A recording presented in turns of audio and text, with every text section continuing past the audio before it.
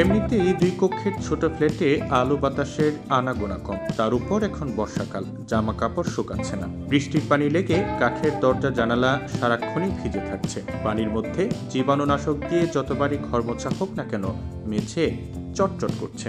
এই সময়ে যেহেতু বাতাসে আপেক্ষিক আর্দ্রতার পরিমাণ বেশি থাকে, তাই এমন সমস্যা হওয়া স্বাভাবিক ব্যাপার। পুরনো আমলের বাড়ি হলে তো কথাই নেই, ড্যাম্প ধরা দেয়াল থেকেও ঘরের ভেতর ভিজে ভাব থাকে।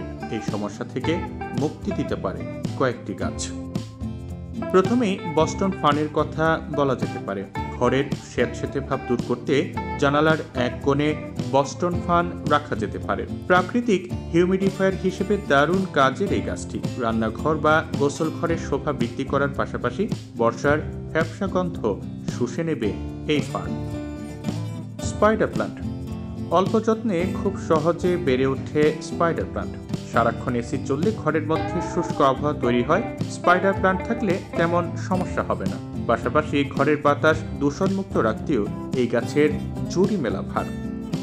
পিস লিলি গাছ সুন্দর সাদা ফুল ফোটে, ঘরের কোণে রাখলে শোভাও বৃদ্ধি পায়।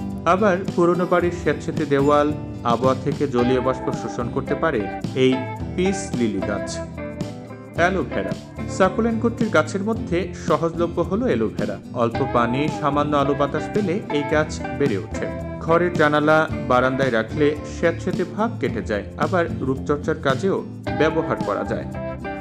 স্নেক প্লান্ট ঘরের ভেতরের বাতাস পরিশোধন করার পাশাপাশি আর্দ্রতাজনিত অস্বস্তি থেকেও রেহাই মিলতে পারে যদি ড্রেসিং টেবিলে রাখেন এই স্নেক প্লান্ট।